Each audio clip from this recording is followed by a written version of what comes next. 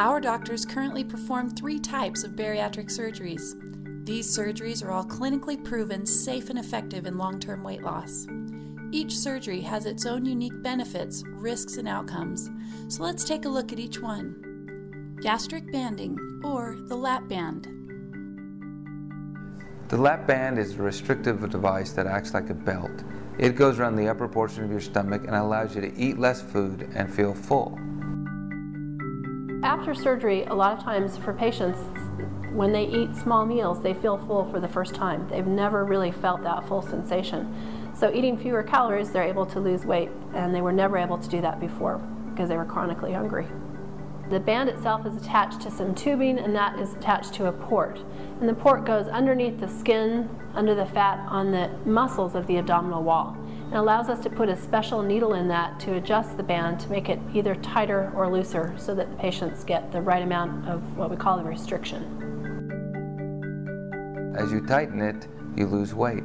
You lose weight because you eat less calories, and you don't need to snack because when the lap band is adjusted appropriately, you feel full and can go between meals without feeling the need to snack.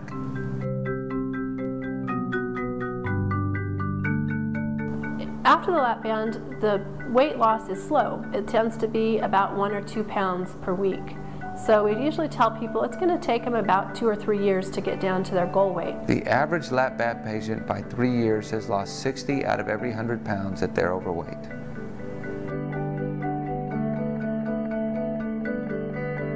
All the operations have some risk, and as does surgery in general. With the lap band, although things can happen that require reoperation, it is exceedingly rare to have any problem that is a life-threatening sort of problem. Now, the best part of having a lap band is its safety profile. It is simply the safest bariatric surgery there is. We don't divide and reattach things. They don't really have the risk of a leak. You don't get malabsorption. You don't get dumping syndrome, which is something that can occur with the gastric bypass. It's so much less invasive than all the other procedures. Most people go home from the hospital the same day they have the surgery, and most people are back to work within 2 or 3 days. Lap band benefits. The lap band is the least invasive operation. It allows you to return to work quickly with shorter hospital stays. The lap band is adjustable and easily removed. It's also considered the safest bariatric procedure. The biggest drawbacks for the lap band is the slower weight loss. It typically takes a person 3 to 5 years to lose their weight after the lap band, and the chance of slippage. Well, some of the risks are things that can happen with any surgery. There are things like blood clots, pneumonias, infections of the wound. There are some things that are specific to lap bands. Probably the one that we hear about the most is a slip, and that's where if the band is on the top part of the stomach actually slips up above the band and blocks it off so that people aren't able to eat or drink. Another one that is heard about and occurs very infrequently is what's called an erosion, where the band actually erodes through the stomach wall into the inside of the stomach. One of the most important things that a person has to do after they have a lap band is follow up with their physician. The average person needs to follow up in the office at least 6 to 8 times in the first year to be successful long-term with the lap band. Adjustments are a really critical part of the lap band functioning.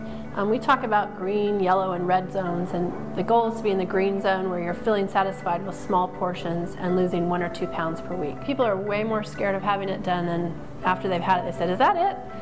But what happens, patients come in, we clean off the area where the port is, and then we put a special needle in there. Sometimes we'll numb the skin up first. And I would say it hurts less than having an IV put in, so it's really pretty minimal. Lap band drawbacks. Slower weight loss, frequent adjustment to achieve best results, risk of slippage and erosion.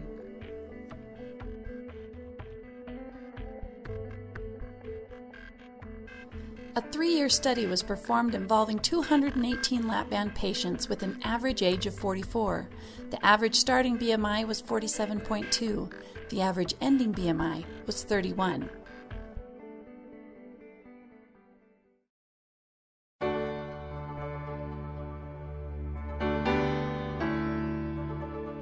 My name is Shelley. I had the lap band surgery, and I had it 6.5 years ago, and I'll be honest, if I had to do it again tomorrow, I wouldn't hesitate.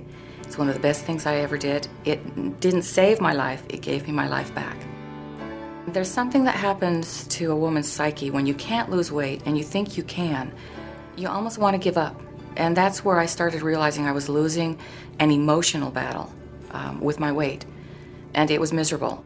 After researching the bypass, I knew I needed to do something. But it was too extreme for me. It works for many, many people. But I needed the help of my support person, so I chose to have the lap band surgery because it was something that was reversible, it was slower, it was less invasive. I still needed the same support person, I still needed to follow the same rules about exercise and nutrition, but it was something that was more tolerable to my lifestyle and to my support person. So that's why I chose the band.